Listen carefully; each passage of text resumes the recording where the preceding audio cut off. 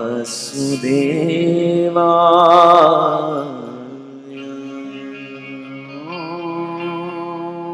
नमो भगवते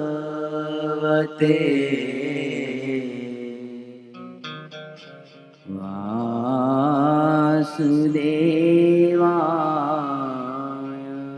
ॐ नमो भगवते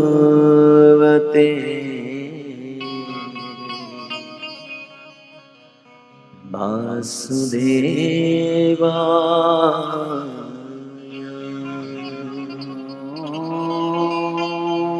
नमो भगवते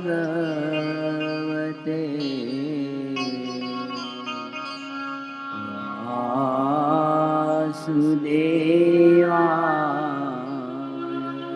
ॐ नमो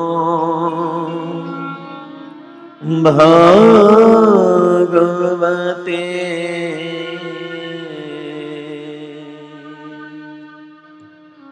वासुदेवाय।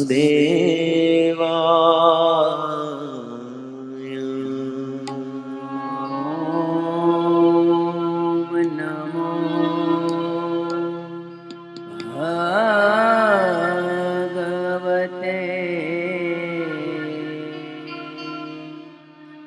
वासुदेवाय।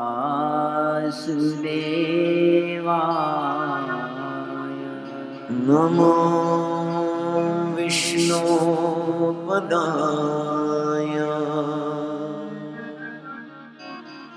कृष्ण कृष्णाय भूतले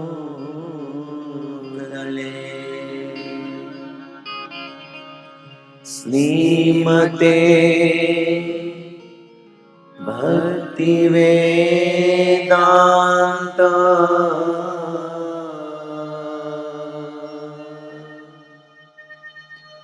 स्वामी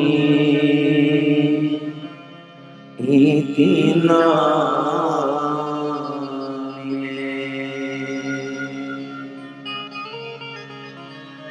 नमस्ते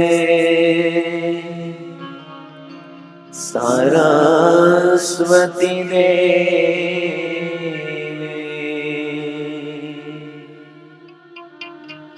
गौरवाणी प्रचारिणे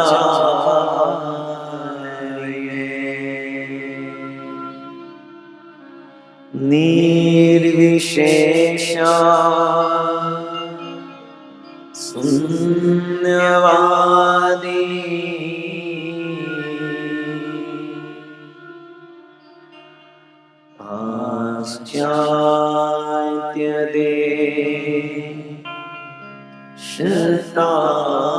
पाश्चात्यदेशतारिणे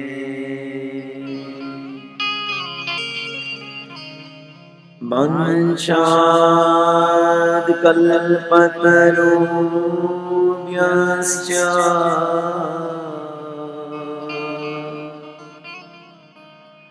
कृपा सिन्धुभ्य एव च पतितानां पावनेभ्यो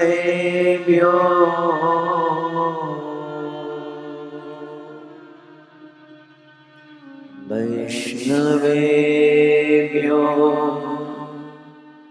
नमो नमः। जय श्री कृष्ण चैतन्य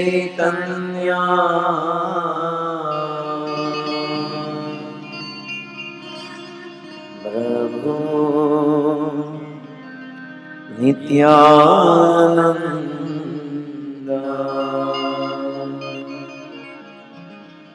श्री अद्वैत गदाधर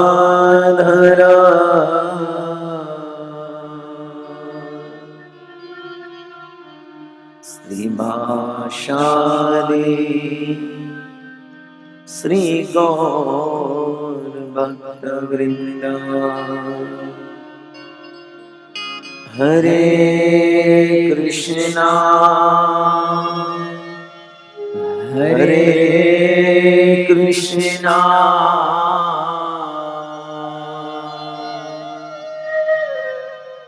कृष्णा कृष्णा हरे हरे हरे राम हरे राम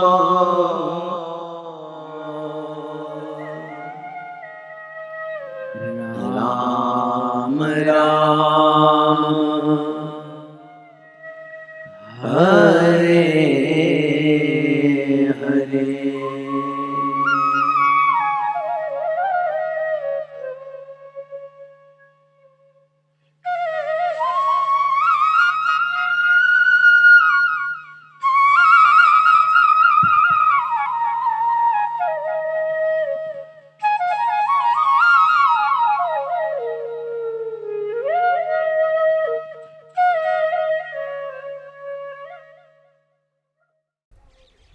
हरे कृष्ण।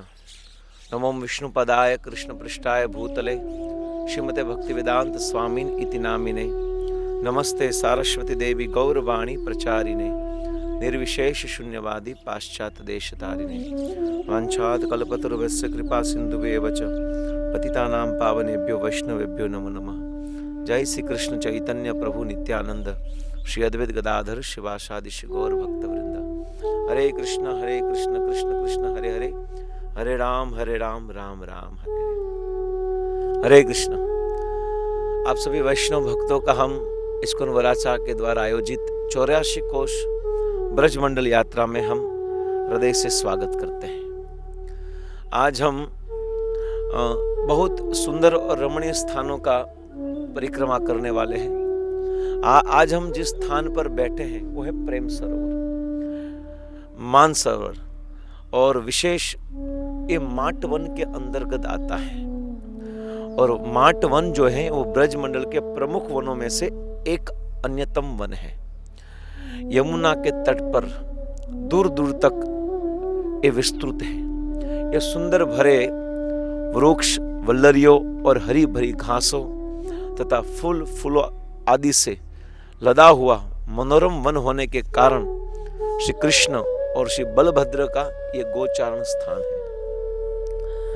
इस माट वन के अंतर्गत माट गांव भी है और हम जिस स्थान पर बैठे हैं उस स्थान का नाम है मानसरोवर। माट गांव, माट शब्द का अर्थ है दधि मंथन आदि के लिए मिट्टी से निर्मित बड़े बड़े पात्रों से है। कृष्ण लीला के समय यहाँ पर उस प्रकार के माट अर्थात माटी निर्मित होते थे जिन्हें ब्रजवासी अपने अपने कामों में लगाते थे। इससे इस गांव का नाम हुआ माड गांव प्रसिद्ध हुआ। और ये बस भांडीरवत से ही नजदीक है और वृंदावन से एकदम नजदीक है ये। और यहाँ पर भगवान बलदेव जी का प्रसिद्ध मंदिर और गोचारण स्थान है। भक्ति रत्नाकर में मडगांव के विषय में वर्णन आया है। ऐसी माट ग्राम महावंद एखाने, नाना क्रीड़ा करे राम कृष्ण बखाने। ये माट गांव अत्यंत सुंदर है, रमणीय है और इसी स्थान में भगवान कृष्ण और बलराम यहाँ पर गोचारण लीला करते हैं। मृतिका निर्मित बृहत पात्र माठ नाम, मठोत्पत्ति प्रशस्त हेतु यथ माठ ग्राम। और यहाँ पर मिट्टी के द्वारा बने हुए बर्तन यहाँ पर बनते थे, इसलिए इनका नाम माट गांव भी हुआ है। और दधि मंथन आदि लागी ब्रजवासी गण, लयन असंख्य माट ऐसे सबेकन। और यहाँ पर ब्रजवासी दधि मंथन के लिए जो मटका चाहिए था वो मटका इसी गांव में मिलता है, इसलिए इनका नाम माट हुआ है। और एक सुंदर गांव है यही मानसरोवर के नजदीक ही, जिनका नाम है पानी गांव। और ये यमुना के तट पर ही स्थित है। यहाँ पानी घाट के नाम से भी ये प्रसिद्ध हुआ है। पानी गांव पानी घाट से भी प्रसिद्ध हुआ है। कृष्ण लीला के समय जब दुर्वासा पानी गांव के निकट ही अपने दुर्वासा आश्रम में विराजमान निवास करते थे। दुर्वासा जी यहाँ ही एक सुंदर आश्रम में निवास करते थे। एक समय वृंदावन की गोपियां वृंदावन से विविध प्रकार के सुस्वादु भोज्य सामग्री लेकर यमुना पार करके दुर्वासा आश्रम जाकर महर्षि दुर्वासा जी को भोजन के लिए परितृप्त करना चाहती थी, किंतु अत्यंत बारिश के कारण यमुना एकदम पानी से भरी हुई थी, लबालब भरी हुई थी, और उसमें इतनी उताल तरंगे उठने के कारण यह यमुना दुर्वासा मुनि के आश्रम में जाने के लिए एक रास्ता विघ्न के रूप में आ गया था।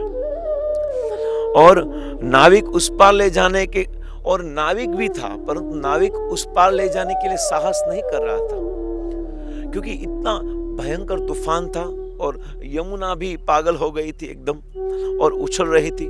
और यहाँ पर सब ब्रज गोपियां जो व्रत रखा था, वो व्रत के कारण जो भोजन ब्राह्मण को देना चाहिए, तो इसी गांव में दुर्वासा जी का आश्रम था और इसी आश्रम में गए गोपियां दुर्वासा जी को भोजन देने के लिए, परंतु यमुना ने उस मार्ग को रोक दिया और उस पार जाने के लिए जो नाविक था, वो नाविक भी वहां पर विद्यमान नहीं था। इसलिए नाविक भी इस परिस्थिति में यमुना के उस पार जाने का साहस नहीं कर सका।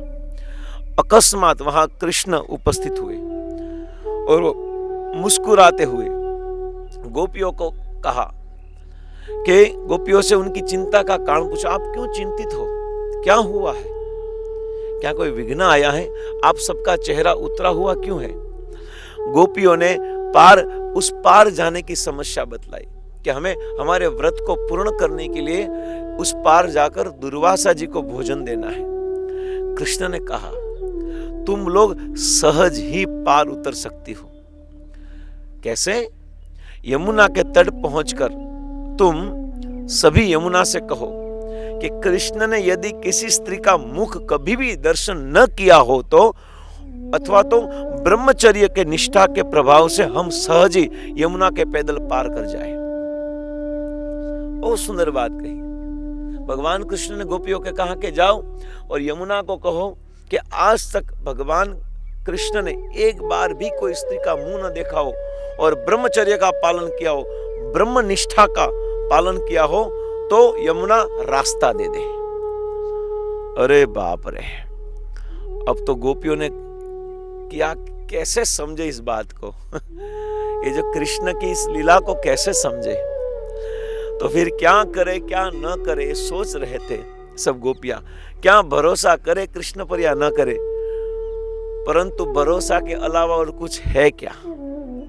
और तब गोपियों ने ऐसा ही किया, अपनी भोज्य पदार्थ लेकर यमुना जल के ऊपर प्रार्थना की कि भगवान कृष्ण ने कभी भी किसी भी स्त्री का चेहरा न देखा हो, मुख कभी भी दर्शन न किया हो और ब्रह्मचर्य का पालन किया हो, तो है यमुना आप हमें रास्ता दे दो। और जैसे ही गोपियों ने कहा यमुना महारानी को, तो तुरंत ही यमुना महारानी रास्ता दे दिया और सुंदर रास्ता देने के कारण सब गोपियां प्रसन्न हो गई। और गोपियां ने जो भोज्य पदार्थ दुर्वासा जी के लिए लाए थे, वो भोजन का प्रसाद जो था वो पहुंचा दिया। दुर्वासा मुनि के आश्रम में पैदल चलकर आश्रम में गई। लाखों गोपियां ने महर्षि दुर्वासा जी को संतुष्ट हो गए और मनवांछित वरदान देने के लिए कहा। जब लौट रही, कौन सा मनवांछित व्रत था? गोपियों ने दुर्वासा जी को यही कहा था कि हमें जन्म जन्मांतर है दुर्वासा जी, अगर आप हमारी सेवा से, आप हमारे प्रसाद से, भोजन से अगर संतुष्ट हो गए हो, तो जन्म जन्मांतर तक कृष्ण ही हमें पति के रूप में प्राप्त हो जाए।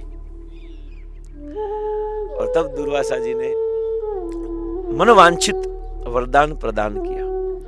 और फिर दुर्वासा जी को प्रसन्न करके सब गोपियां वापस जा रही थी।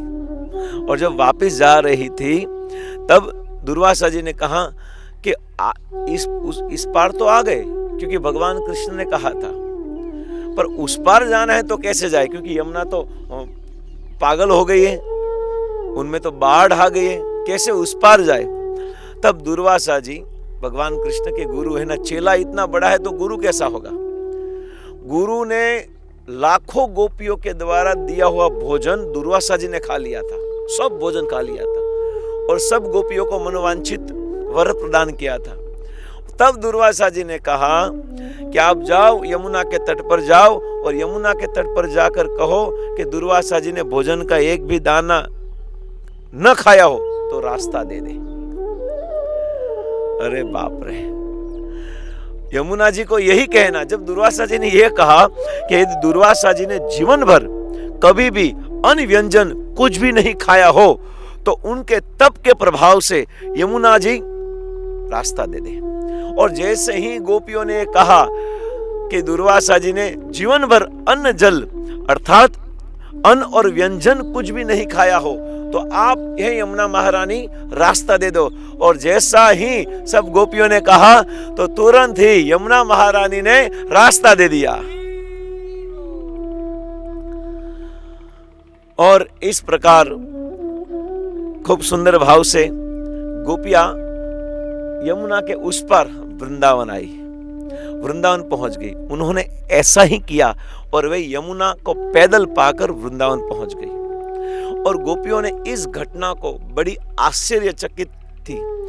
जब गोपियों ने ये देखा तो एकदम आश्चर्यचकित था। जन्म से अब तक स्त्रियों के साथ रहने वाले भगवान कृष्ण के स्त्री दर्शन न करने की बात तथा दुर्वासा जी के द्वारा अन्न भोजन आदि को खाने की जीवन भर कुछ नहीं खाया, ये बात उनको पच नहीं रही थी, डाइजेस्ट नहीं हो रही थी। उनके प्रभाव से एक कृष्ण और दुर्वासा जी दोनों के प्रभाव से यमुना पैदल ही पार कर गई। यमुना के ऊपर से यमुना ने रास्ता दे दिया। सोचिए आप, इसका रहस्य उन्होंने भगवान कृष्ण से पूछा, हे प्रभु इनका रहस्य क्या है।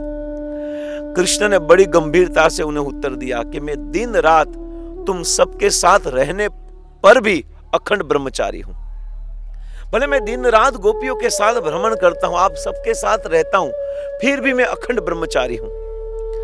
और खूब सुंदर रूप से, क्योंकि मुझ में तनिक भी भोक्ता का अभिमान नहीं है। मैं इस संसार के किसी भी भोग के वस्तु को भोगने वाला नहीं हूं। भले मैं दिन रात गोपियों के साथ रहता हूं, राधा रानी के साथ रहता हूं, फिर भी मैं ब्रह्मचारी हूं, क्योंकि मेरे अंदर भोगने का अभिमान ही नहीं है। और जब हमारे अंदर मन से वाणी से भी भोगने का अभिमान आ जाएगा तो वास्तव में हम ब्रह्मचर्य व्रत से पदभ्रष्ट हो सकते हैं। और क्योंकि मुझे और दुर्वासा जी भी भोक्ता के तनिक भी अभिमान नहीं है, और जिस प्रकार से मैं भी मेरे अंदर भोक्ता का अभिमान नहीं है, वैसे ही दुर्वासा जी के अंदर भी भोक्ता का अभिमान नहीं है। इसलिए सब कुछ खाकर भी दुर्वासा जी ने कुछ नहीं खाया, और रात दिन गोपियों के साथ मिलने पर भी मेरे अंदर ब्रह्मचर्य का पालन अखंड रहा है। भोक्ता का अभिमान ही मनुष्य को इस संसार में आसक्त बना देता है। जब जीव भोक्ता बन जाता है और भोक्ता के कारण ही संसार के विषय भोग में आसक्त हो जाता है, और जब वो विषय भोग में आसक्त हो जाता है तो आसक्ति के कारण वो जन्म मरण के चक्र में फंस जाता है। इसलिए इस संसार में हर चीज जो है उनके भोक्ता मात्र भगवान श्याम सुंदर द्वारकाधीशी है। भोक्ता राम यज्ञ तपसाम सर्वलोक महेश्वरम, ये भोक्ता भगवान कृष्ण ही है। और गोपियों ने बड़े आश्चर्य के साथ भगवान कृष्ण को देखा, और यमुना जिस घाट से गोपियां पार हो रही थी वही पानी घाट, वही पानी गांव है। और सुंदर एक स्थान आता है दुर्वासा जी का आश्रम। यह आश्रम विश्राम घाट से उस पार उत्तर की ओर मिलता है, जहां पर महाराज ऋषिवर दुर्वासा ऋषि की तपस्थली है। यही दुर्वासा जी यमुना पार कर मथुरा में अम्बरीश महाराज के राज्य भवन में द्वादशी के पारणा के दिन उपस्थित हुए थे।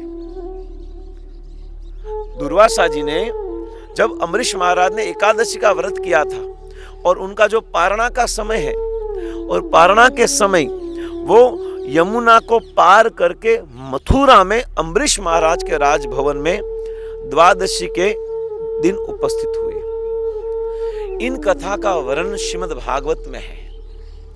दुर्वासा आश्रम के पास ही एक पराशय आश्रम भी है, जहां पर वेदव्यास महाराज ऋषि मुनि उनके पास आया जाया करते थे।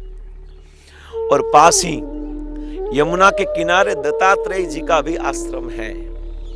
श्री वेदव्यास महाराज की पत्नी जो सत्यवती, जिनका नाम था मत्स्यगंधा, अपने भरण पोषण करने के लिए केवट के पिता के पास रहती थी। वही स्थान है। और पास ही यमुना के द्वीप में कृष्ण द्वैपायन वेदव्यास महाराज का भी जन्म हुआ था। यहीं पर गोपियों ने दुर्वासा जी को विविध प्रकार के सुस्वादु अन्न व्यंजन को दिलाकर परितृप्त किया था। और सुंदर एक स्थान इसी परिक्रमा में आता है, कृष्ण कुंड। यह जो स्थान है वो भगवान कृष्ण अपने सखाओं के साथ इस कुंड में जलपान किया करते थे और गौओं को जलपान कराते थे और सखाओं के साथ वहां पर विचरण करते थे। ये भी स्थान है। और हम जिस स्थान पर बैठे हैं उस स्थान का नाम है मान सरोवर। देखो, संसार में हर एक व्यक्ति को मान तो होता ही है ना। मान सम्मान की भावना हर एक को होती है, पर जितना स्त्रियों के अंदर होती है उतनी पुरुषों के अंदर नहीं होती। मान करने की इच्छा स्त्रियों के अंदर ज्यादा होती है। इस यमुना के पुलिन पर एक समय शारदीय शरद पूर्णिमा रास के समय भगवान प्रियतम कृष्ण को और अन्य अन्य गोपियों के साथ नृत्य करते हुए देखकर श्रीमती राधा रानी को दुर्जय मान हो गया। जब सुंदर महारास मंडल चल रहा था, उस रास मंडल में भगवान के परम भक्त शिव जी ने सोचा कि चलो मुझे भी जाना है, मुझे भी रास में जाना है। तो शिव जी गोपी का रूप धारण करके आए और जब गोपी का वेश धारण करके इस रास मंडल में प्रवेश किया, तब जैसे रास मंडल में प्रवेश किया तुरंत ही भगवान कृष्ण ने कहा, ओहो ये तो नई गोपी आई है। शिव जी को देखकर क्या कहा, ये तो नई गोपी आई है। और इस बात को लेकर राधा रानी नाराज हो गई, बोले मैं यहां हूं और आप दूसरी गोपी को देख रहे हो। इनके कारण श्रीमती राधा रानी को मान हो गया और वे अकेली रासस्थली को त्याग करके यमुना के इस निर्जन वन में चली आई और कृष्ण के विरह में अधीर होकर भगवान को याद करके, भगवान कृष्ण ने मुझे क्यों याद नहीं किया, क्या मैं भगवान को संतुष्ट नहीं कर पा रही हूं। अन्य गोपी को देखकर भगवान ने कहा, आइए गोपी, मुझे तो कभी ऐसा नहीं कहा। ये सभी बात को सोचकर समझकर श्रीमती राधा रानी भगवान के इस विरह कातर की भावना से अपने आंखों में से अश्रु धारा जो प्रवाहित किया, और अश्रु जहां पर प्रवाहित होकर जो सरोवर बन गया, उसी सरोवर का नाम हुआ मान सरोवर। और यही मान सरोवर है जहां पर राधा रानी कृष्ण से मान कर रोने लगी थी और रोकर जो जल से आंखों से अश्रु से जो प्रवाहित हुआ जो जल है, वही जल मान सरोवर में परिवर्तन हो गया। क्या अद्भुत स्थान है। जब ये स्थान, ये प्रेम का स्थान है। यहाँ पर भगवान कृष्ण के प्रेम में राधा रानी ने अपने आंखों में से प्रवाहित अश्रुधारा को प्रवाहित किया था। अविरत निरंतर भगवान का विरह इतना सता रहा था राधा रानी को कि जैसे हम एक पानी जैसे पिचकारी बाहर निकलती है, वैसे आंख में से आंसू निकलता था। और यही स्थान है। श्रीमती राधा रानी यहां पर आकर विरह से रोने लगी और अश्रुधारा प्रवाहित होने लगी, जिससे यह सरोवर बन गया। और रसिक शेखर भगवान कृष्ण भी कैसे रह सकते राधा रानी के बिना। राधा के बिना कृष्ण आधा है। राधा रानी ही कृष्ण को संतुष्ट कर सकते हैं। और तब राधा रानी रसिक शेखर भगवान कृष्ण इस स्थान पर भ्रमण करते हुए आए और रसिक शेखर कृष्ण ने श्रीमती राधा रानी को ढूंढते ढूंढते राधा जी के चरणों में अपना वेणु और मस्तक रखकर अपना दोष स्वीकार किया। क्या अद्भुत स्थान है देखो। इसी स्थान में भगवान कृष्ण आए श्रीमती राधा रानी को ढूंढते ढूंढते, और जैसे राधा रानी को देखा तो राधा रानी के चरणों में अपने वेणु को रख दिया और अपने मस्तक से अपना दोष स्वीकार किया और कहा कि पुनः ऐसा कभी नहीं करूंगा, ये आश्वासन दिया। यहां चारों यही मानसरोवर है जहां पर रसिक शेखर भगवान कृष्ण और कृष्ण की माननी श्रीमती राधा रानी का मान भंग करने के लिए अपने चरणों में अपनी मुरली और मस्तक को अर्पण करते हुए इस प्रकार वो अपनी ओर देख रहे, मानो कह रहे कि स्मरम गरलम खंडनम मम शिरसि मंडनम देहि पद पल्लव मुदारम। स्मरणम गरलम खंडनम मम शिरमंडनम देहि पदम पल्लवम उदारम। यह दर्शन, यह स्थल है, यही मानसरोवर है। और इसी मानसरोवर में यह अद्भुत लीला घटित हुई थी जिनका हम दर्शन करेंगे, जहां पर राधा रानी मान कर इसी वन में बैठ गए थे। वहां पर कृष्ण मनाने के लिए आए थे और वहां पर अपने बांसुरी को और अपने मस्तक को रखा था। वैसे ही हम भी इस स्थान में हृदय से मन से, आप जहां भी हो वहां बैठकर हृदय से और मन से अपने हृदय को और अपने मस्तक से इस भूमि को प्रणाम करें और भगवान कृष्ण, राधा और कृष्ण के प्रेम की एक इच्छा करें। आइए हम अपनी परिक्रमा को आगे बढ़ाते हैं। जय जय श्री राधे। हरे कृष्ण। आइए हम आप सबका स्वागत करते हैं इस 84 कोश ब्रज मंडल यात्रा में। हम जिस स्थान पर उपस्थित हैं, जिस स्थान में बैठे हैं, उस स्थान का नाम है बेलवन। बेलवन यानी बिल्ली के पत्ते। और यहाँ पर स्वयं महालक्ष्मी जी विराजमान होकर तपस्या करती है। ये तपोभूमि है, तपस्थली है। और 12 वनों में से एक वन है बेलवन। हम जो पूर्व गए वो था माट वन। यह वास्तविक देखा जाए तो ये जो स्थली है, ये सब स्थली रास मंडल है, रास मंडली है। यहां पर राधा और कृष्ण और गोपियों के साथ रास हुआ था। भविष्योत्तर पुराण में है, कहा है कि तपः सिद्धि प्रदायेय नमो बिल्ववनाय च जनार्दम नमस्तुभ्यम बिल्वेशाय नमस्तुते। तपः सिद्धि, तपस्या की सिद्धि प्रदानकारी ये बिल्वन है। तपः सिद्ध प्रदाये नमो बिल्वनाय च। ये जो बेलवन है वो जो तपस्या करता है, उस तपस्या सिद्धि प्रदान करने वाला बिल्वन है। वास्तव में तप भूमि है। और मैं उनको नमस्तुस्ते, मैं उनको प्रणाम करता हूं। है जनार्दन, है बिल्ववन के स्वामी, मैं आपको पुनः पुनः नमस्कार करता हूं। भगवान कृष्ण प्रकट लीला के समय इस वन में बेल के पेड़ों के प्रचुरता रहने के कारण इस वन का नाम पड़ा बेलवन। यहाँ पर प्रचुर मात्रा में बेलों का वन था, घनघोर वन था। जिस प्रकार से वृंदावन में तुलसी का वन है, इसलिए तुलसी को वृंदा कहते हैं, इसलिए उनका नाम है वृंदावन। वैसे यहाँ पर बेल का वन है, इसलिए इनको कहा है बेलवन। और इस बेलवन के अंतर्गत हम विराजमान हैं। और मेरे पीछे जो आप दर्शन कर रहे हो वो साक्षात लक्ष्मी जी है। श्री कृष्ण सखाओं के साथ गोचारण करते हुए इस मनोहर बेलवन में विविध प्रकार की सुंदर सुंदर क्रीड़ाएं करते थे। तथा पके हुए जो बेल हैं वो बेल के फलों का आस्वादन करते हैं। यहाँ पर लक्ष्मी जी का मंदिर है।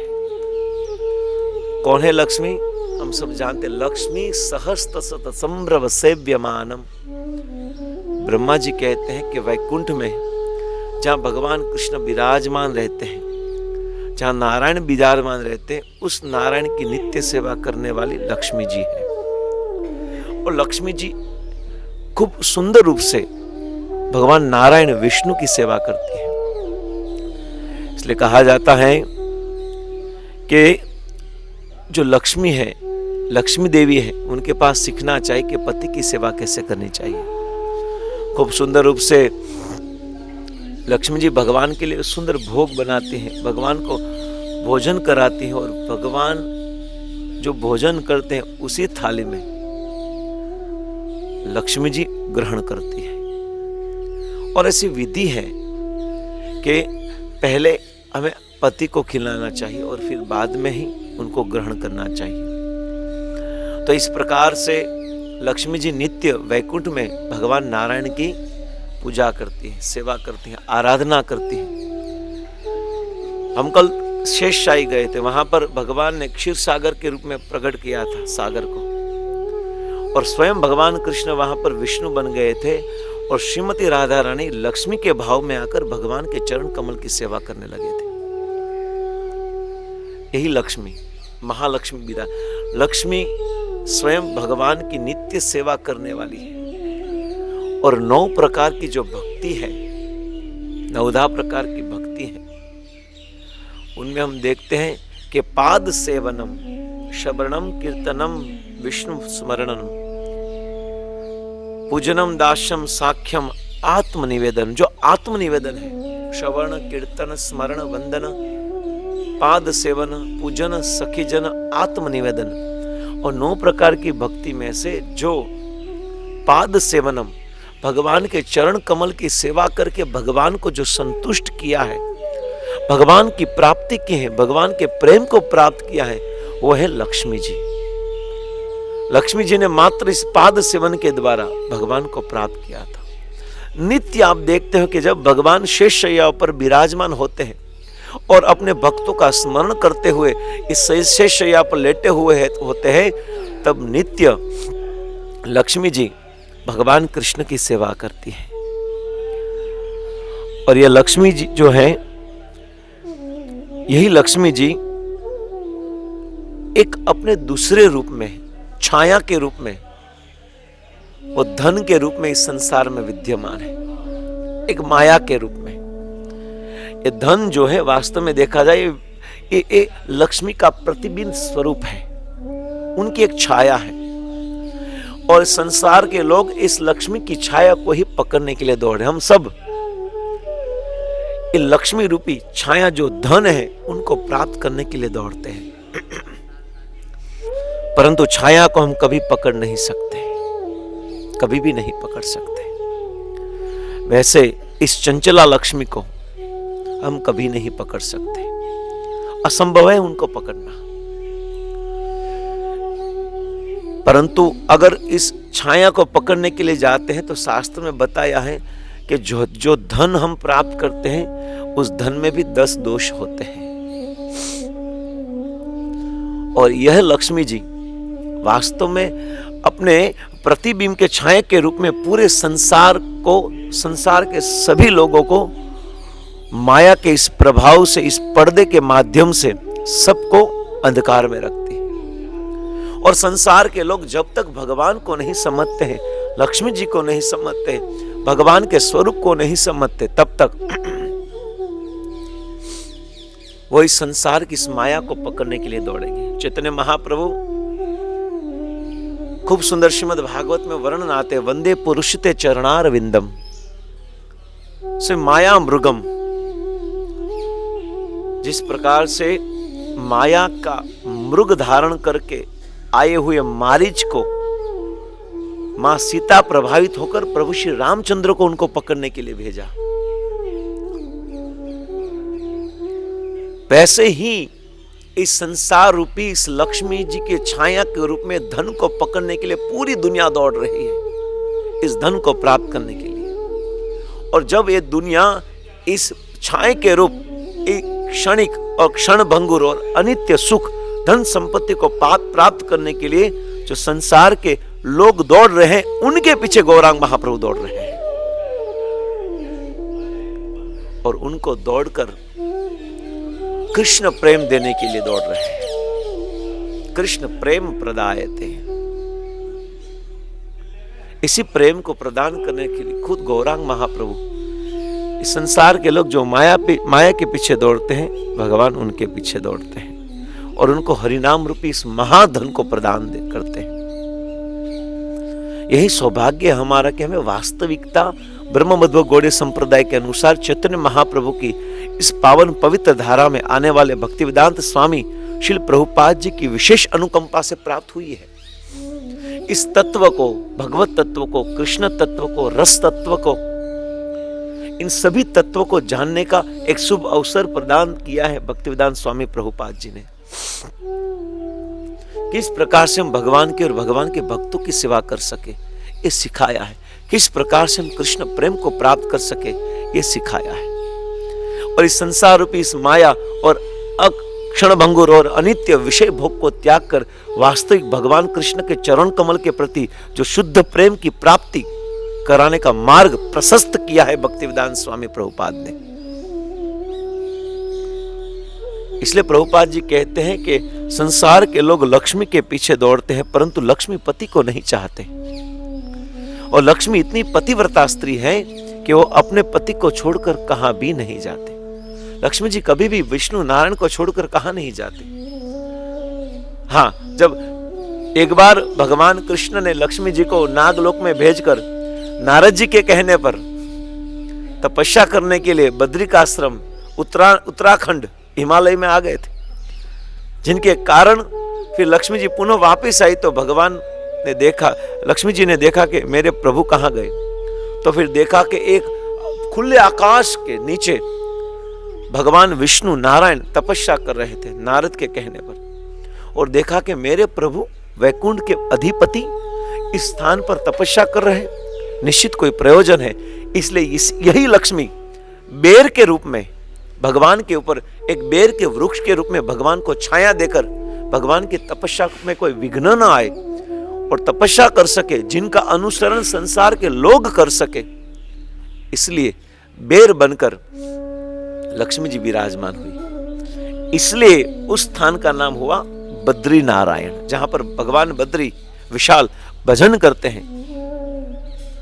लक्ष्मी जी के नाम के साथ भगवान ने उस स्थल का नाम दे दिया बद्री नारायण, और यही लक्ष्मी जी यहां पर निवास करती है।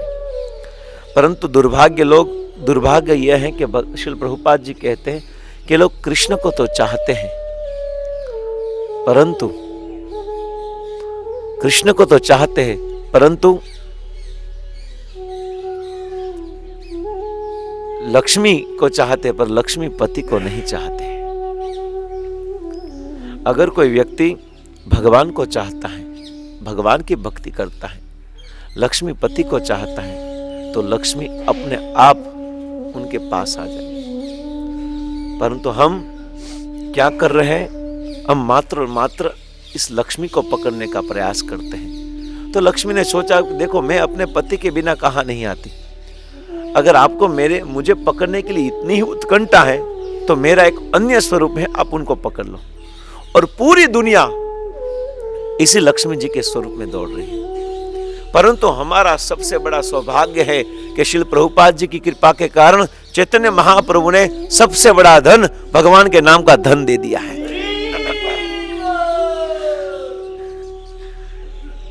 यही हमारा सबसे बड़ा सौभाग्य है कि गौरांग महाप्रभु ने हमें यह हरि नाम का धन दिया है।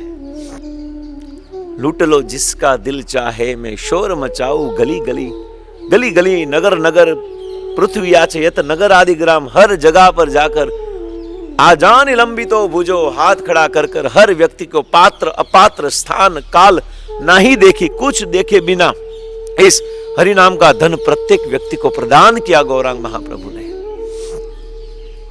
और जब भगवान का नाम लेते तो व्यक्ति अपने आप संतुष्ट हो जाता है, उनको अन्य धन को प्राप्त करने की आवश्यकता नहीं होती। यही अति सौभाग्य है। और यहां लक्ष्मी जी के सामने हम बैठे हैं, महालक्ष्मी जी के सामने उनके चरणों में बैठकर यही प्रार्थना करने हैं कि हे लक्ष्मी जी, जिस प्रकार आप भगवान कृष्ण की सेवा में रत हो, नित्य सेवा में लगे हो, आप हमें आशीर्वाद दीजिए कि हमारा चित्त, हमारा मन, हमारी बुद्धि, हमारा शरीर, हमारा मन, सब कुछ भगवान की सेवा में इसी प्रकार लग जाए। यहां पर खूब सुंदर प्रसंग बाबा जी ने हमें सुनाया और शास्त्र में भी आता है, भागवत में भी आता है। नारद जी के मुख से जब, क्योंकि नारद जी को हर जगह पर जाने की परमिशन होती है,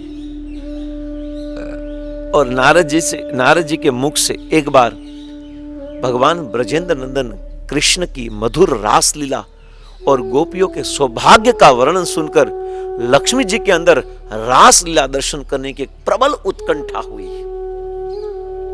लक्ष्मी जी ने सोचा कि अरे बाप रे, स्वयं भगवान कृष्ण ब्रजेंद्र नंदन और कृष्ण की इस मधुर रास लीला का दर्शन करने की उत्कंठा हुई। और उन्होंने नारद जी के पास सुना, इस रास लीला में गोपियों के सौभाग्य प्राप्त हुआ है। भगवान कृष्ण खुद रास लीला का दर्शन करते हैं, रास लीला करते हैं गोपियों के साथ। और जब ये बात को सुना लक्ष्मी जी ने, तो लक्ष्मी जी के मन में उत्कंठा हुई कि मुझे भी रास लीला का दर्शन करना है। और तब लक्ष्मी जी के सौभाग्य को प्राप्त करने के लिए क्या किया जाए, तो अनन्य प्रेम की स्वरूपभूत विशुद्ध प्रेम वाली गोपियों के अतिरिक्त किसी को भी इस रासलीला में प्रवेश नहीं है। किसी भी व्यक्ति को इस रासलीला में प्रवेश करने का अधिकार नहीं है। मात्र और मात्र प्रेम की जो स्वरूपभूत सिद्ध विशुद्ध अवस्था में रहने वाली भगवान कृष्ण के इस प्रेम करने वाली गोपिया के अतिरिक्त कोई भी व्यक्ति इस रासलीला में प्रवेश नहीं कर सकता। और वहां पर प्रवेश केवल महाभाव स्वरूपा कृष्ण कांता शिरोमणि श्रीमती राधा रानी और उनकी गोपियों की कृपा से ही सुलभ होता है। इस रासलीला में अगर प्रवेश करना है तो भगवान की अंतरंगा आह्लादिनी महाभाव स्वरूपा कृष्ण कांता शिरोमणि श्रीमती राधा और स्वरूपभूत अवस्था गोपियों की कृपा से ही और उनकी विशेष अनुकंपा से ही इस रास में प्रवेश सुलभ होता है। अतः यही जैसे ही प्रवेश करने के लिए आए और तपस्या जैसे प्रवेश करने का प्रयास किया, तो तुरंत रासलीला में जाने की इच्छा की, तुरंत ही गोपियों ने उनको रोक दिया। रुक जाओ, क्योंकि यहां पर रास में प्रवेश नहीं। बोले मैं लक्ष्मी जी हूं, आप नहीं जानते, मैं भगवान की प्रिय कांता हूं, कृष्ण की कांता हूं, और आप मुझे क्यों प्रवेश नहीं करने। यहां पर जब तक गोपी भाव प्रकट नहीं होता तब तक आपको प्रवेश नहीं मिलेगा। अर्थात गोपियों के भाव के बिना हम यहां पर प्रवेश नहीं हो सकता। और गोपियों का भाव क्या है? प्रणत देहिना पापकर्षणं तृणचरानुगम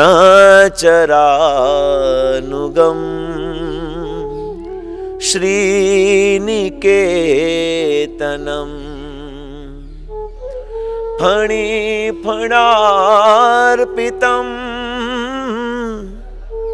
ते पदाम्बुजम्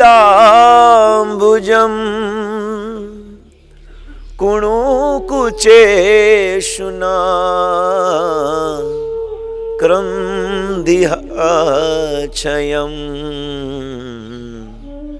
जयति तेऽधिकम् जन्मना ब्रजा श्रयत इंदिरा शाश्वत नहीं। जब तक इस गोपी भाव नहीं आता तब तक भगवान कृष्ण की इस रास लीला में प्रवेश नहीं मिलता। लक्ष्मी जी ने कहा, गोपिया जो अनपढ़ गवार है, अरे मैं साक्षात लक्ष्मी जी हूं। अपने हाथों से भगवान को भोजन खिलाकर उसी थाली में भोजन करने वाली मैं वैकुंठ के अधीश्वर की अधिक काष्ठी हूं, उनकी धारिया हूं। मैं स्वयं लक्ष्मी जी हूं।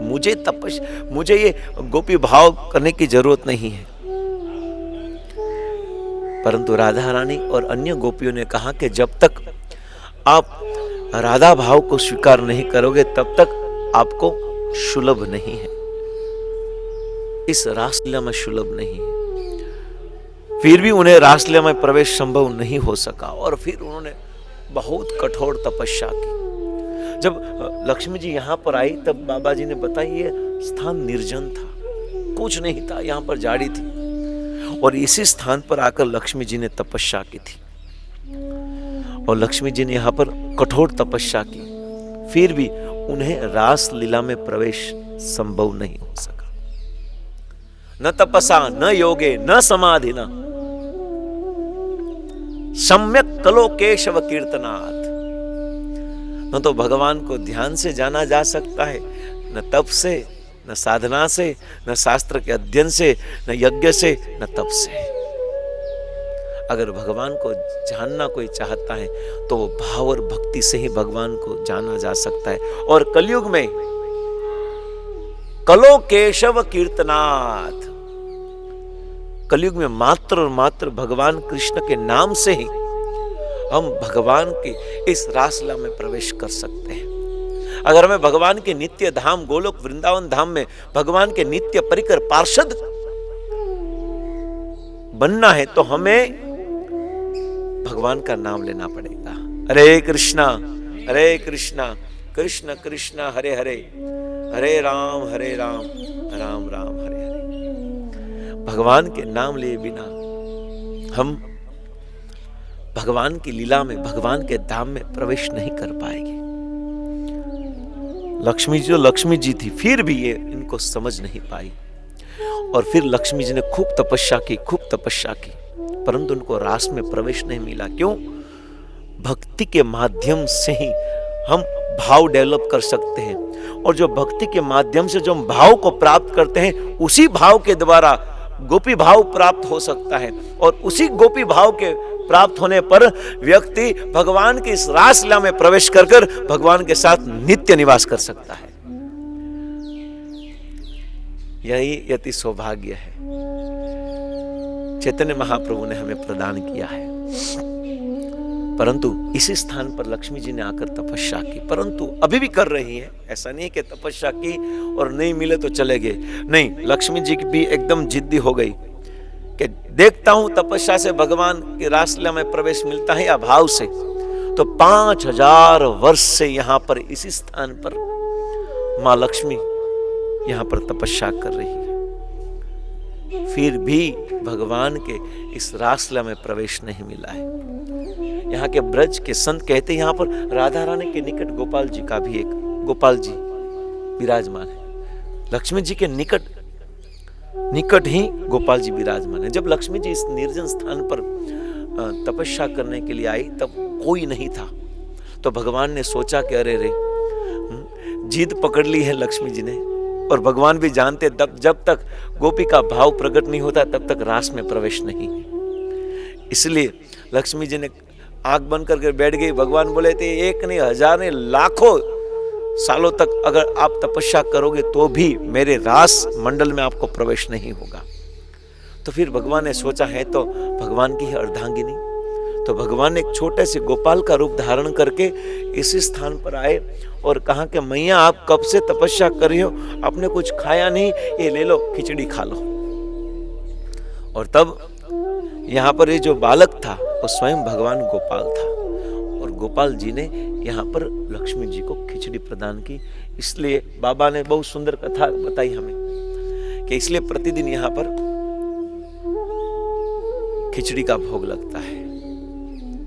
और अभी भी भगवान के इस रास मंडल में 5000 वर्षों से भी गोपियों को स्थान नहीं मिला है। इसलिए जब भगवान कृष्ण ने भागवत में 10वें स्कंद में वर्णन आता है कि कालिया नाग की पत्नियों कृष्ण की जो तब स्तुति कर रही थी, तब उन्होंने लक्ष्मी जी को याद किया, महालक्ष्मी जी को याद किया। काशानुभावशन देव विद्महे तवाम अंधिरेणु स्पर्शम अधिकारः यदा छया श्री ललना चरण तपो विहाय कामान सुचितम तृतमृताः।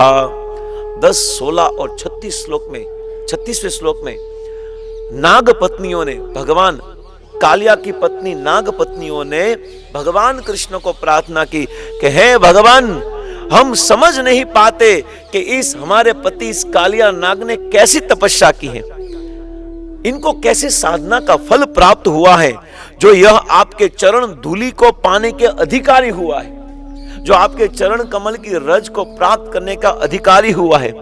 आपके श्री चरण कमल की रज इतनी दुर्लभ है कि आज भी आपकी अर्धांगिनी लक्ष्मी जी को बहुत दिनों तक समस्त भोगों को त्याग करके नियमों का पालन करते हुए तपस्या करती पड़ी थी, फिर भी ये दुर्लभ आपके श्री चरण की रज आपको प्राप्त नहीं हुई, परंतु मेरे इस पति कालिया नाग को प्राप्त हो गई है।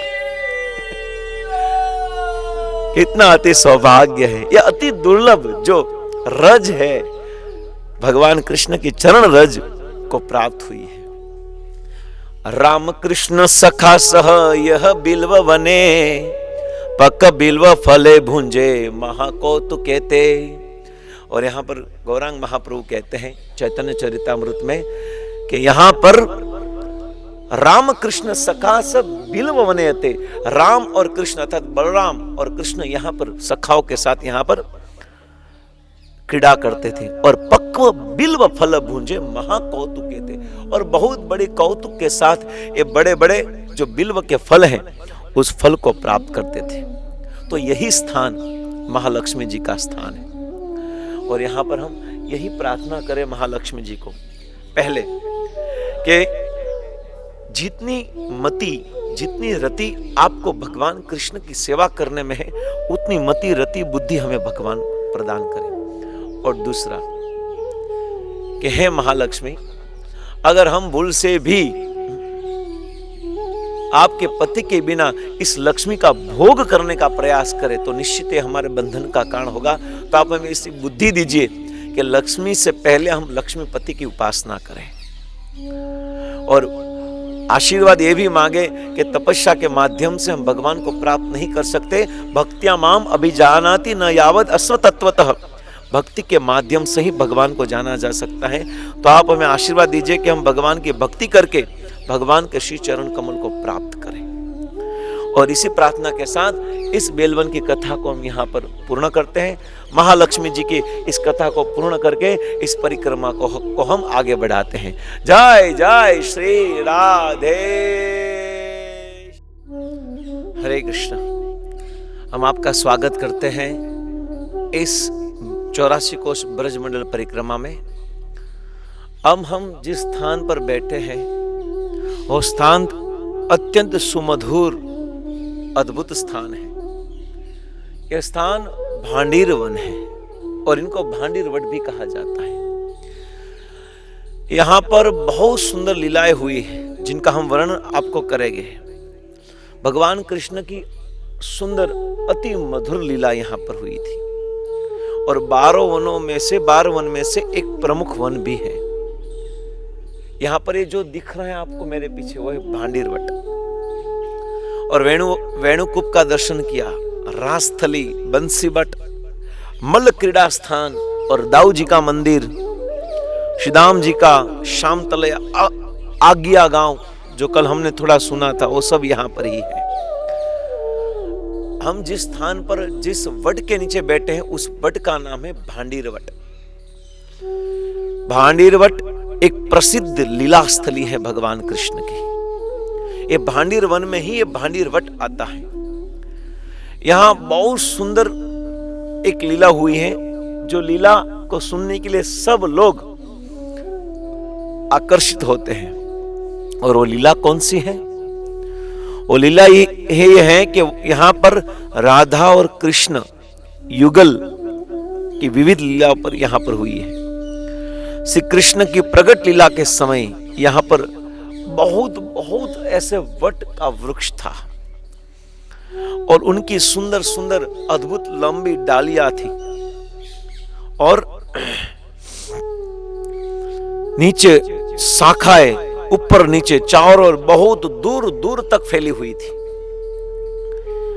पास में ही सुंदर यमुना मधुर किल्लोल करती हुई वक्र गति से प्रवाहित हो रही थी, जिस पर कृष्ण बलदेव सखा साथ विविध प्रकार की क्रीड़ा करते थे और इन डालियों के ऊपर यमुना को पार कर जाते थे। इतनी बड़ी डालियां होती थी कि भगवान कृष्ण और सखा इसी डालियों के ऊपर चढ़कर इस यमुना को पार कर जाते थे। इनकी विस्तृत शाखा इतनी बड़ी शाखा है कि वो शाखा पर शुकशारी, मयूर, मयूरी, कोयल, पपीहे अभी भी वर्तमान समय में एक अद्भुत सुंदर आवाज आ रही है और सुंदर सुंदर फलों से ये तृप्त रहते थे। इतने स्निग्ध, इतने सुशीतल यहाँ पर हिरन हिरनियां चलती रहती थी और वन के अन्य प्राणी भी यमुना के जल का पान करते थे और यमुना जल का पान करते ही वो संतुष्ट हो जाते हैं। और यहाँ पर एक सुंदर स्थान यह है कि यशोदा मैया आदि ग्वाल बाल जो माताएं थी, जो ग्वाल बाल की जो माताएं थी, वो अपने अपने पुत्र को जो दोपहर की जो छाछ है, वो छाछ गोपों के माध्यम से अधिकांश इस भांडीर वट में ही देते थे। यशोदा मैया, रोहिणी मैया और अन्य जितने भी गोप थे, उन सबकी माताओं दोपहर का जब समय हो जाता है तो स्पेशल छाछ, ये छाछ को यहां पर ही पहुंचाते थे और कृष्ण बलदेव सखाओं के साथ गोचारण करते हुए यमुना में गायों का जलपान कराकर निकट ही सुंदर हरी भरी घास में गायों को चरने के लिए छोड़ देते थे। बहुत ही सुंदर और अद्भुत स्थान है। यमुना के शीतल जल में स्नान एवं जल क्रीड़ा के इस वट की सुशीतल छाया में बैठकर माताओं के द्वारा जो भेजा हुआ सुंदर सुस्वादु व्यंजन है, उन सभी व्यंजन का सेवन करते थे। श्री कृष्ण सबके मध्य में बैठते थे। भगवान जिस प्रकार से हमने आपको कहा इस परिक्रमा में कि कमल के पुष्प की जो पंखुड़ी होती है, जो पंखुड़ियां होती हैं, उनके बीच जो मकरंद होता है, जिनका आस्वादन भ्रमर करता है, उसी स्थान पर भगवान कृष्ण बैठते थे और आजू बाजू सब गोवाल बैठकर सब सुंदर प्रकार के विविध प्रकार के सुस्वादु व्यंजन का आस्वादन करते थे और भगवान कृष्ण सबके मध्य में बैठते थे और सखा लोग चारों ओर से घेरकर हजारों पंक्तियों में अगल बगल एवं आगे पीछे बैठ जाते थे। अनेक सखाओं आजू बाजू आगे पीछे बैठ जाते थे और इस सभी सखा के पीछे या दूर रहने पर भी भले भगवान कृष्ण इतने ज्यादा सखे थे भगवान कृष्ण के और अलग अलग स्थान पर सब बैठे रहते थे, तो भगवान कृष्ण दूर लगते थे, परंतु हर सखा को जो सखा जिस स्थान पर जिस पंक्तियों में बैठता था, आगे पीछे आजू बाजू दाएं बाएं ऊपर नीचे जहां भी बैठता था, सबको ऐसा ही लगता था कि कृष्ण मेरे नजदीक बैठे हैं, भगवान मेरे नजदीक बैठे हैं। कृष्ण के सबसे निकट सामने ही देखते थे और ये परस्पर हंसते रहते थे और विविध प्रकार की क्रीड़ाएं करते हुए भोजन संपन्न करते थे और आकाश ब्रह्मा आदि जो देवगण है, 33 कोटियां जो देवता है, उनके भोजन क्रीड़ा को कौतुक को देखकर आश्चर्यचकित हो जाते थे और इसी वट वृक्ष के नीचे ही जो आप देख रहे हो मेरे पीछे, इसी वट वृक्ष के नीचे भगवान श्री राधा और कृष्ण के युगल का विवाह ब्रह्मा जी ने करवाया था। इस संसार में बहुत प्रश्न होता है कि राधा और कृष्ण का विवाह नहीं हुआ तो राधा और कृष्ण का मंदिर क्यों है? और हर जगह पर जाओ राधा और कृष्ण का मंदिर है, हालांकि विवाह राधा और रुक्मिणी का हुआ है तो उनका मंदिर तो बहुत कम है। राधा और कृष्ण का मंदिर, उनका तो विवाह नहीं हुआ तो भी वो साथ में क्यों है? सबसे पहली बात तो राधा और कृष्ण दोनों अलग है ही नहीं। विवाह तो उनका होता है पुरुष और स्त्री का। अपने पुरुष अपने आप को पुरुष समझता है, स्त्री अपने आप को स्त्री समझती है। जब अपने आप के विषय में, अपने आप के व्यक्तित्व को, अपने स्वरूप को जब कोई व्यक्ति समझता है तो वो सबसे पहले अलग होता है, और जो अलग होता है वही मिलता है, पर जो मिला हुआ है वो कैसे मिल सकता है? राधा कृष्ण दुई एक भिन्न मात्र काय, चैतन्य चरितामृत में कविराज गोस्वामी कहते हैं राधा कृष्ण स्वरूप एक, दोनों एक ही स्वरूप है, भिन्न काय, खाली शरीर ही अलग है। तो दोनों एक ही हैं तो अलग होने का प्रश्न ही नहीं होता। विवाह तो उनका होता है जो अलग अलग होते हैं, जो एक नहीं होते। राधा और कृष्ण हमेशा एक ही रहते, क्योंकि राधा भगवान की अंतरंगा आह्लादिनी महाभाव स्वरूपा आनंदमय शक्ति, जो स्वयं भगवान कृष्ण को आनंद देने के लिए भगवान के अंदर से प्रकट होने वाली शक्ति, भगवान की अंतरंगा आह्लादिनी शक्ति है। पूरे संसार को भगवान कृष्ण आनंद देते हैं, इसलिए भगवान का कृष्ण का अर्थ होता है कृषि, एक ऐसी खेत जहां पर आनंद की खेत पकती है, जहां पर आनंद की फसल पकती है। कृष्ण का अर्थ ही होता है जो पूरी दुनिया को आनंद देता है, पर पूरी दुनिया को आनंद देने वाले भगवान कृष्ण को भी श्रीमती राधा रानी आनंद प्रदान करती है। यही भगवान की शक्ति है, अंतरंगा शक्ति श्रीमती राधा। तो राधा और कृष्ण कभी अलग हुए नहीं थे तो क्या प्रश्न है? हाँ, पर जब भगवान इस भौम वृंदावन में लीला करते हैं, इस मृत्यु लोक में जब आते हैं, इस धरातल पर जब प्रकट होते हैं, तब भगवान इस संसार में किसी भी भूमि का आधार नहीं लेते। भगवान स्वयं अपने ही धाम से, अपने ही धाम के टुकड़े को लेकर यहां पर आते हैं।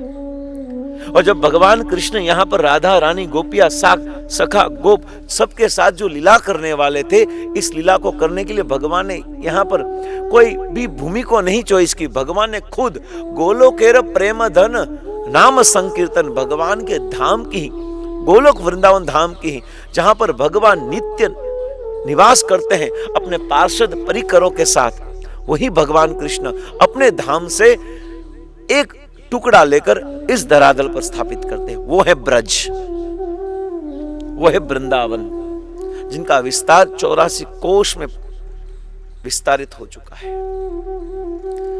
और यही वृंदावन है। यह भूमि कोई सामान्य भूमि नहीं है, एक गोलोक वृंदावन धाम की भूमि। इसलिए यहां पर इस भूमि का कभी नाश नहीं होता। ये चिन्मय है, दिव्य है, ट्रांसडेंटल है। हमारा सौभाग्य है कि हमें इस ब्रज भूमि का दर्शन करने मिलता है, ब्रज वासियों का दर्शन करने मिलता है, भगवान की अलग अलग ऐसी दिव्य लीला स्थली का दर्शन करने मिलता है। जो 5000 वर्ष पूर्व भगवान कृष्ण ने जो लीला की, वो अभी भी वर्तमान समय में भी हो रही है। बस देखने की ताकत हमारे अंदर नहीं है, देखने की शक्ति नहीं है। हमारे पास प्रेमांजन शुर भक्ति विलोचने न, ये प्रेम रूपी अंजन से अंजी हुई हमारी आंख नहीं है। अगर हमारे अंदर शुद्ध भक्ति के प्रेम से अगर आंख अंजी हुई है तो हर जगह पर भगवान कृष्ण की लीला देख सकते हैं। इसी स्थान पर राधा और कृष्ण का विवाह हुआ था, जो ब्रह्मा जी ने करवाया था, जिनको गांधर्व विवाह कहा जाता है। गर्ग संहिता में इनका वर्णन आता है। एवं गीत गोविंद के अनुसार भी एक समय नंद बाबा भगवान कृष्ण को लेकर गोचारण हेतु इसी भांडीर वन में पधारे, और इस भांडीर वन में सघन तमाल कदम्ब वृक्षों से हरी भरी लताओं से आच्छादित वन था, बहुत ही अद्भुत, जो आप देख रहे हो। और बड़ा ही सुंदर और रमणीय था। इस वन के होने के कारण इतना घनघोर था, इतना सुंदर वन था कि सूर्य का प्रकाश भी बहुत मुश्किल से आता था। इतना सुंदर घनघोर वन था। सूर्य की रश्मि भी बहुत कम प्रवेश कर सकती थी।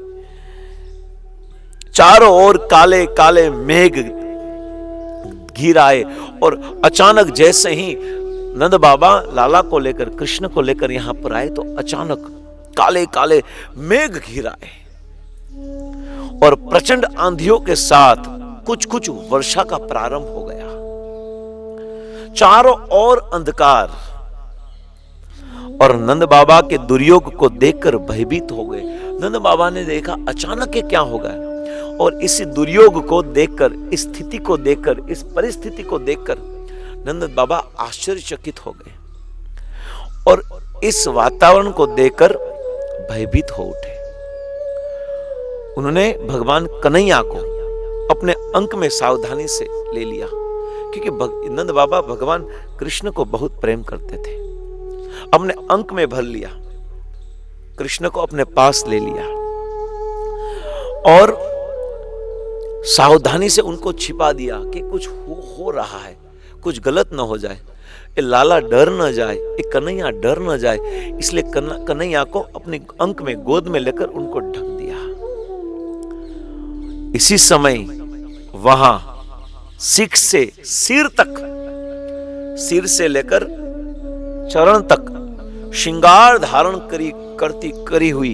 की हुई एक अपूर्व सुंदरी वृषभानु कुमारी श्रीमती राधा रानी उपस्थित हुई और उन्होंने नंद बाबा को कहा, बाबा अपना आगे अपने दोनों हाथों को पसार किया, मानो कृष्ण को अपनी गोद में लेना चाहती हो। अपने दोनों हाथ को श्रृंगार की हुई श्रीमती राधा रानी दोनों हाथ को फैलाकर नंद बाबा के सामने देखा और दोनों हाथ फैलाया, मानो नंद बाबा को कह रही हो कि बाबा ये बालक मुझे दे दो, कृष्ण को मैं अपनी गोद में लेना चाहती हूं। नंद बाबा को बहुत ही आश्चर्य हुआ, उन्हें कृष्ण को उनके हाथों में समर्पित, क्या क्या हुआ नंद बाबा को मालूम नहीं हुआ। और अचानक उन्होंने भगवान कृष्ण को हाथ में सौंप दिया, श्रीमती राधा रानी के हाथ में सौंप दिया। अचानक ही कुछ सूझा ही नहीं नंद बाबा को और बहुत बड़ा आश्चर्य हुआ। और श्रीमती राधा रानी कृष्ण को लेकर इस भांडीर वन के अंतर्गत, इसी भांडीर वट की छाया में भगवान कृष्ण को लेकर आई और वहां पहुंचते ही भगवान कृष्ण के मनमथ किशोर के रूप में प्रकट हो गए, जो बालक के रूप में थे परंतु अचानक सुंदर एक किशोर अवस्था में प्रकट हो गए भगवान कृष्ण। और इतने में ही ललिता, विशाखा आदि सखिया तथा चतुर्मुख ब्रह्मा भी यहां पर उपस्थित हो देखने के लिए कि क्या लीला होने वाली थी। और यहां पर भगवान कृष्ण जो बालक के रूप में श्रीमती राधा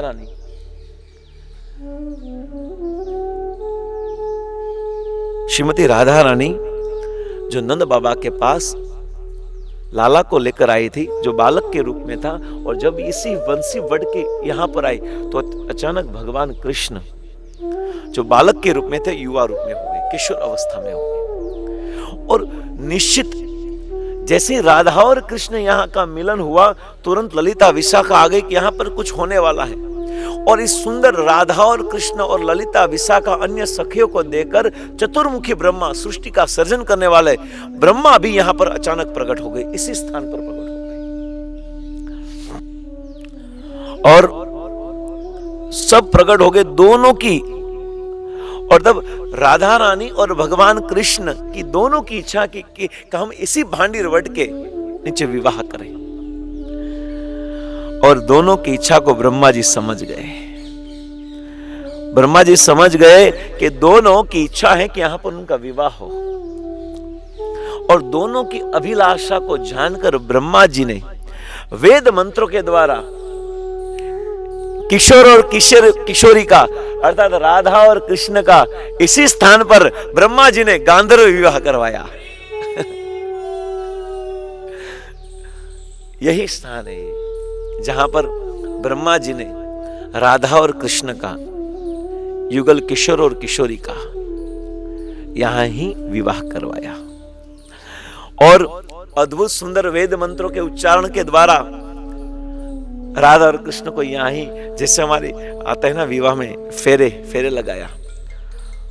और बहुत सुंदर बात हुई यहां पर। फेरे लगाने के बाद स्वयं देखा ब्रह्मा जी ने राधा और कृष्ण को दोनों के हाथ में एक एक वनमाला हार माला दी और राधिका और कृष्ण ने एक दूसरे को एक सुंदर फूलों की हार अर्पण कर दिया। सखियों ने जब ये भगवान राधा और कृष्ण के विवाह को दिया, जो विवाह स्वयं ब्रह्मा जी द्वारा किया हुआ ये स्थान है। राधा और कृष्ण का एक बार नहीं 3 बार विवाह हुआ है, जो पीली पोखर में हमने सुना था, जहां पर यशोदा मैया ने भगवान कृष्ण राधा रानी के हाथ में मेहंदी लगा दी थी और उसी मेहंदी को जिस सरोवर में साफ किया तो वो पीली हो गई, इसलिए उन पोखर का नाम हुआ पीली पोखर। और ऐसा रिवाज है, ऐसी रीति है कि जब कोई कन्या कुमारी पसंद आ जाए तो उनके हाथ में मेहंदी लगा दे तो उसी घर की वो बहू बनती है। 3 बार विवाह।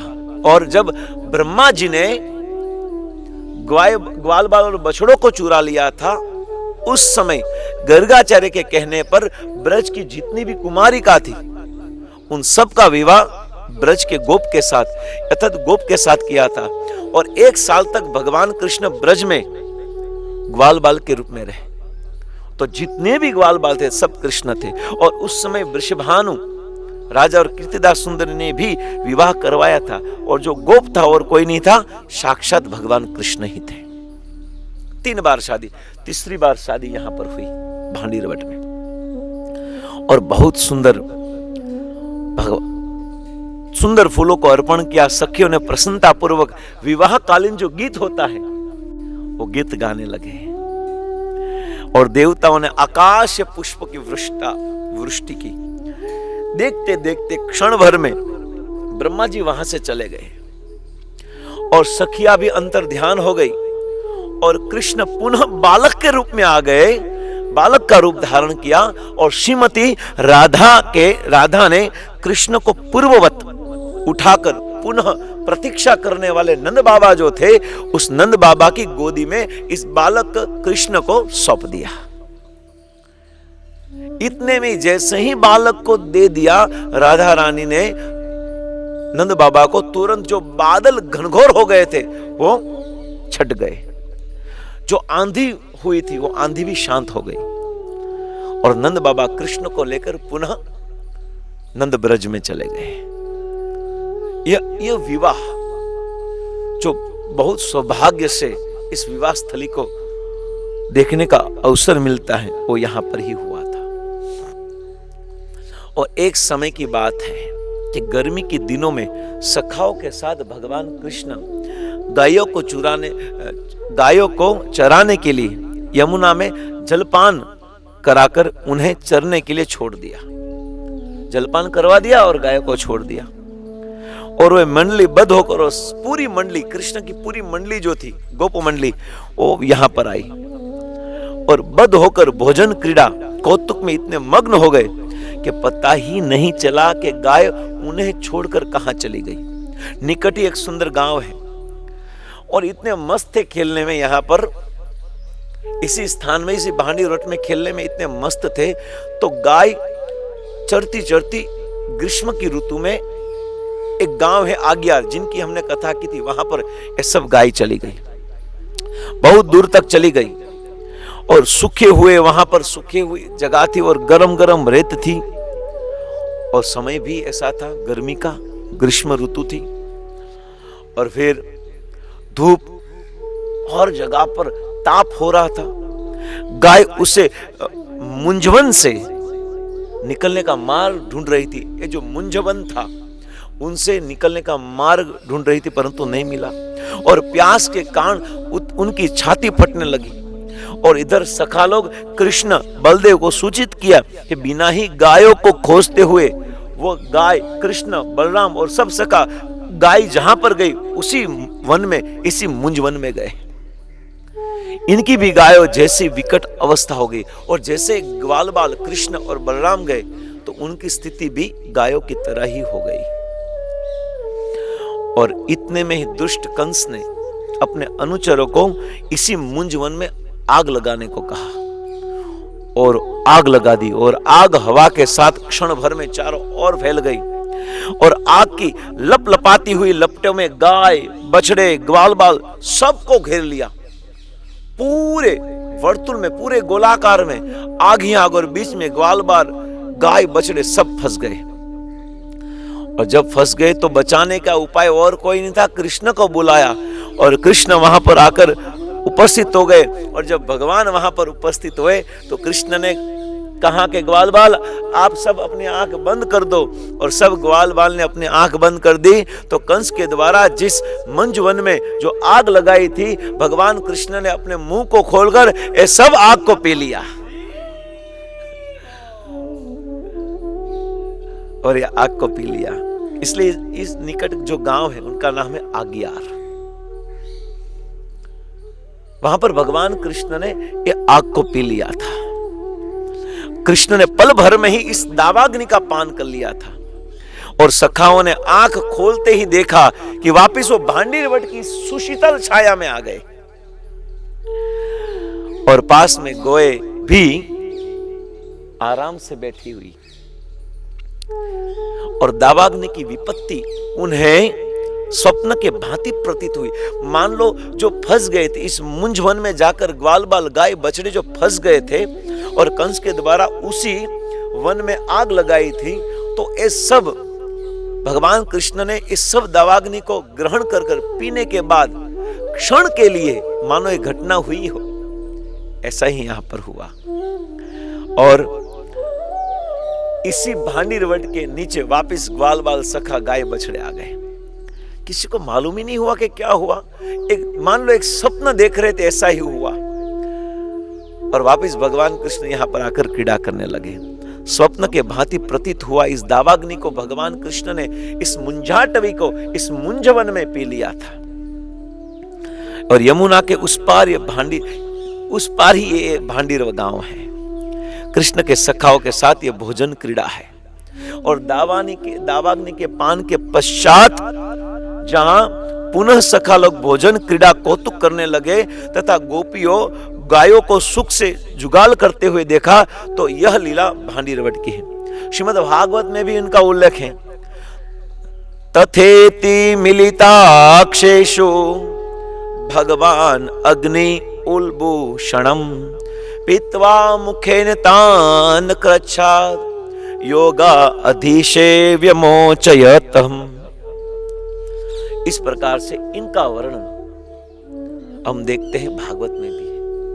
और यहां पर ऐसा कहा जाता है प्रलंबासुर का भी वध किया था दाऊ जी ने। तो दाऊ जी का विग्रह भी हमने दर्शन किया। और यहां पर एक बहुत सुंदर स्थल है जिनका नाम है वेणुकूप, त्रिवेणुकूप। भगवान कृष्ण ने अपने ही वेणु से एक कूप को प्रकट किया था, एक कुएं को प्रकट किया था, इसलिए इनका नाम पड़ा था वेणुकूप।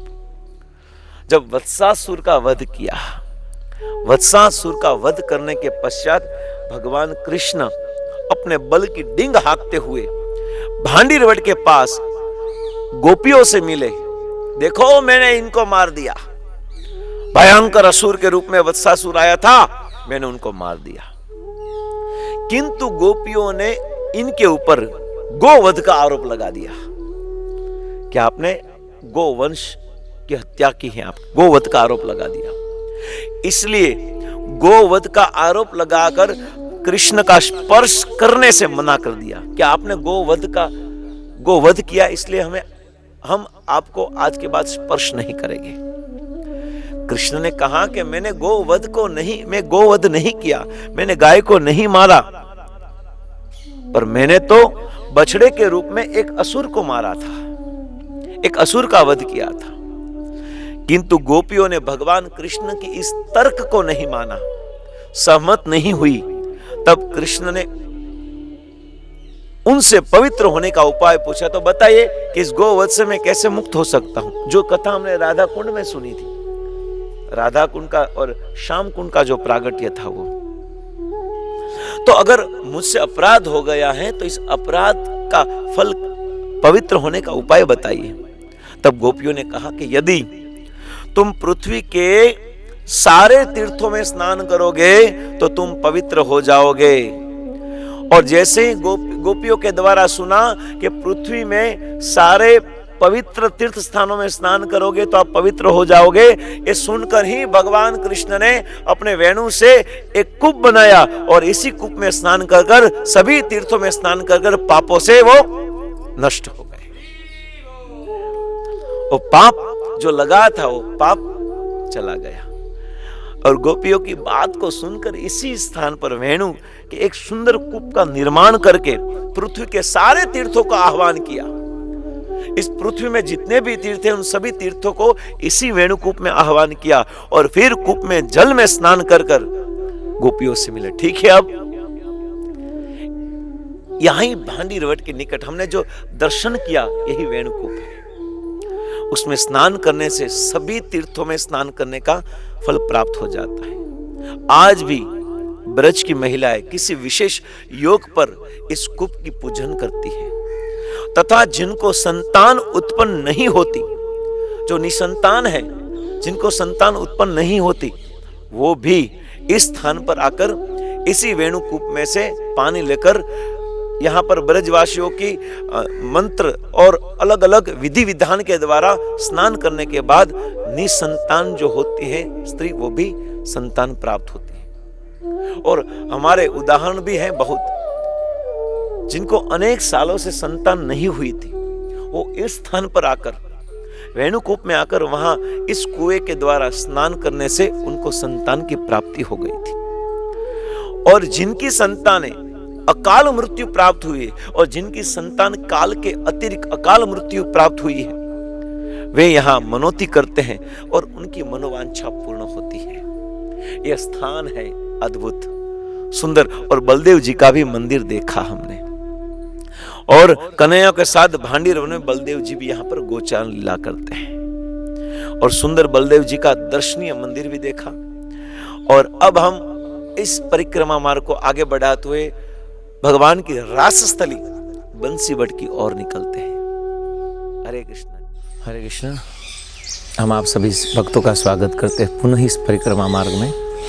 हम जिस स्थान पर उपस्थित हैं वो है बंसीबट। यहाँ पर भगवान श्री कृष्ण इस बट के ऊपर गायों को बुलाते थे, अपनी मधुर मुरली की आवाज़ से गायों को बुलाते थे और यही स्थान पर भगवान कृष्ण गोपियों को भी बुलाते थे।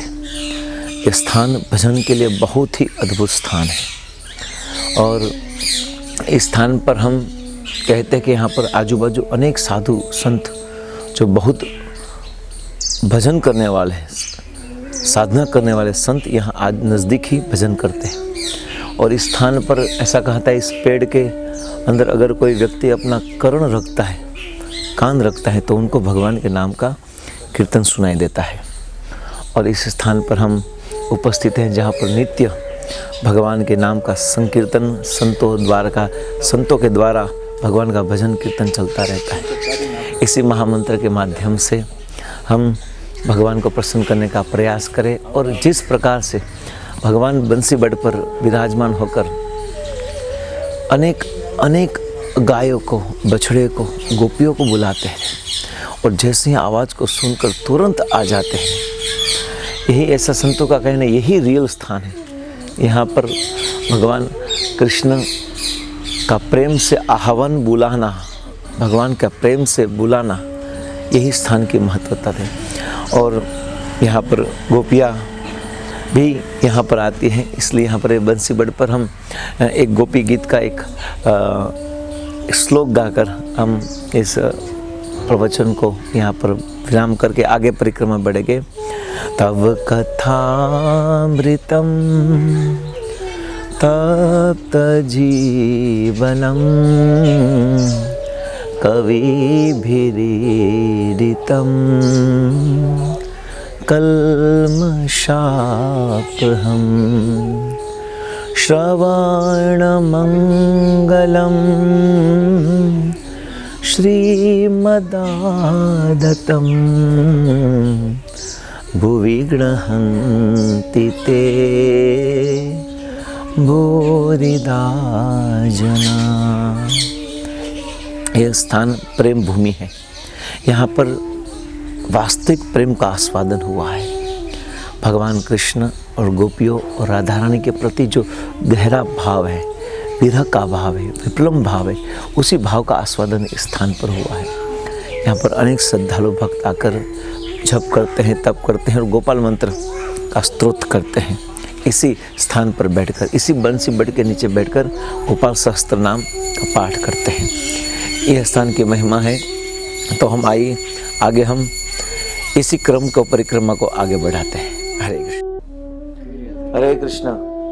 आज के दिन का हम अब विराम लेते हैं और हम आप सबको निवेदन करते हैं कि अब हम दीपदान करेंगे, दामोदर अष्टकम गाएंगे। तो जो भक्त को अनुकूल है अपने घर में दिया लेकर हम ऑफर कर सकते हैं, दीपदान कर सकते हैं। तो आप सभी हमारे पीछे दामोदर अष्टकम को गाइए और आप दीपदान कीजिए। हरे कृष्ण। श्री राधा दामोदर भगवान की, श्री दामोदर अष्टकम की। नमामीश्वरं सच्चिदानन्दरूपं लसत्कुण्डलं गोकुले व्रजमानं। नमामीश्वरं सच्चिदानन्दरूपं लसत्कुण्डलं गोकुले व्रजमानं। यशोदाभियो लोकलाघवमानं परामृष्टमद्यं तो धृत्य गोप्या। यशोदाभियो लोकलाघवमानं परामृष्टमद्यं तो धृत्य गोप्या।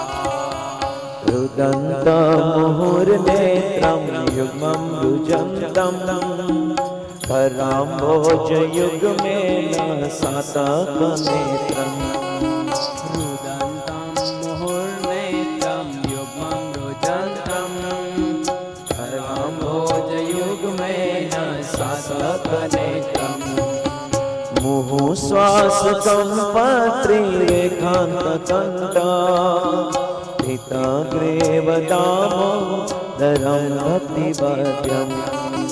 मुहुश्वासकं पत्रीरेखान्तकण्ठा पिताग्रेव दामोदरं भक्तिभद्रम्।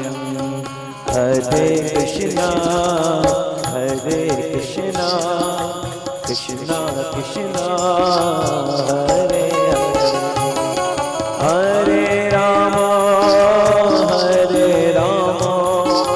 राम राम हरे हरे। हरे कृष्णा कृष्णा कृष्णा हरे हरे, हरे राम राम राम हरे हरे। इति त्वक्षलीलाभिरानन्दकुण्डे स्वघोषं निमञ्जन्तं मह्यामयन्तम्। इति त्वक्षलीलाभिरानन्दकुण्डे स्वघोषं निमञ्जन्तं मह्यामयन्तम्। त्वदीये सिताग्नेषु भक्ते जितत्वम् पुनः प्रेमतस्तं शतावृत्ति वन्दे। त्वदीयेषु तत्रेषु भक्ते जितत्वं पुनः प्रेमतस्तं शतावृत्ति वन्दे। वर परं देव मोक्षं न मोक्षं पदिं वा न चान्नं वृणेऽहं वर्षादपि वा देव मोक्षं न मोक्षं वधिं वा न चाणं वृणेऽहं वरेषादपि वा इदं देव पुरनाथ गोपाल बालम् सदा मे मनस्याविरास्तं किमन्ये इदं देव पुरनाथ गोपाल बालम् सदा मे मनस्याविरास्ता किमन्ये हरे कृष्णा कृष्णा कृष्णा हरे हरे राम राम राम हरे हरे हरे कृष्णा कृष्णा कृष्णा हरे हरे हरे राम राम राम हरे हरे इदं ते मुखं भोजं मध्यन्तनीले कृतं कुन्तले स्निग्धरक्तेश गोप्या काम्बोज अत्यन्तनीले कृतं कुन्तले स्निग्धरक्तेश गोप्या मुहुशुम्बितं बिम्बरकाम्बरं मे मनसा विरास्तामलं लक्षलावे मुचुम्बितं बिम्बरकाधरं मे मनसा विरास्तामलं लक्षलाभे नमो देव दामोदरानन्द विष्णो प्रसीद प्रभो दुःखजालविमग्नम् नमो देव दामोदर अनंत विष्णु प्रसीद प्रभो दुःखजालाभिमग्ना कृपादृष्टिवृष्ट्यातिदिनं बतानो गृहाणे क्षमामग्नमे दक्षिदश कृपादृष्टिवृष्ट्यातिदिनं बतानो गृहाणे क्षमामे जगचिदशा हरे कृष्णा कृष्णा कृष्णा हरे हरे हरे राम राम राम हरे हरे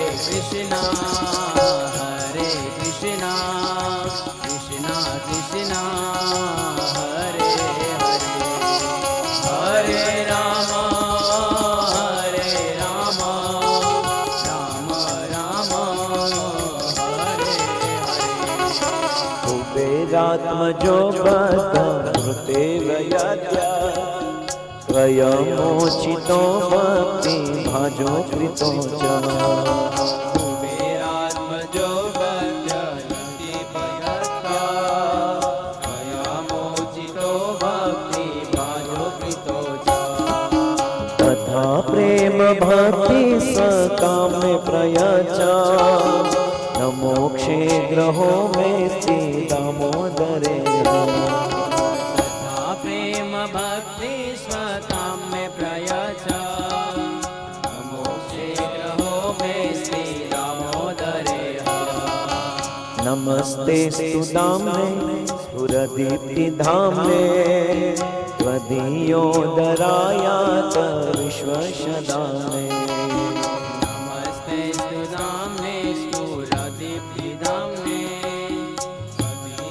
त्वदीयोदरायात विश्वस्य धाम्ने नमो राधिकाये त्वदीय प्रियाये नमो नन्दलीलाय देवाय तुभ्यम् नमो राधिकाय त्वदीय प्रियाय नमो नन्दलीलाय देवाय तुभ्यम् नमो राधिकाय त्वदीया प्रियाय नमो नन्दलीलाय देवाय तुभ्यं नमो राधिकाय त्वदीया प्रियाय नमो नन्दलीलाय देवाय तुभ्यं नमो राधिकाय त्वदीया प्रियाय नमो नन्दलीलाय देवाय तुभ्यं नमो राधिकाय त्वदीया प्रियाय नमो नन्दलीलाय देवाय तुभ्यं हरे कृष्णा कृष्णा कृष्णा हरे हरे हरे राम राम राम हरे हरे हरे कृष्णा कृष्णा कृष्णा हरे हरे हरे राम राम राम हरे हरे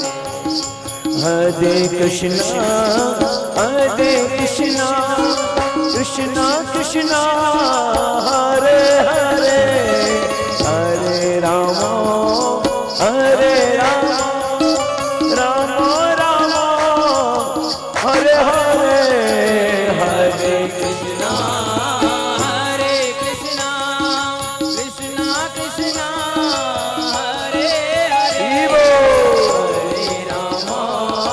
हरे राम राम राम हरे हरे हरे कृष्णा कृष्णा कृष्णा हरे हरे हरे राम राम राम हरे हरे हरे कृष्णा कृष्णा कृष्णा हरे हरे हरे राम राम राम हरे हरे जय राधा दामोदर राधा दामोदर राधा दामोदर राधे राधे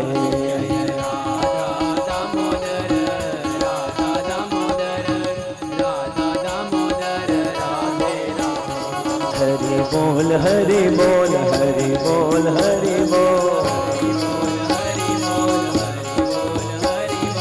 हरि बोल हरि बोल हरि बोल हरि बोल बोल हरि बोल हरि बोल हरि बोल हरि बोल ओ हरि बोल हरि बोल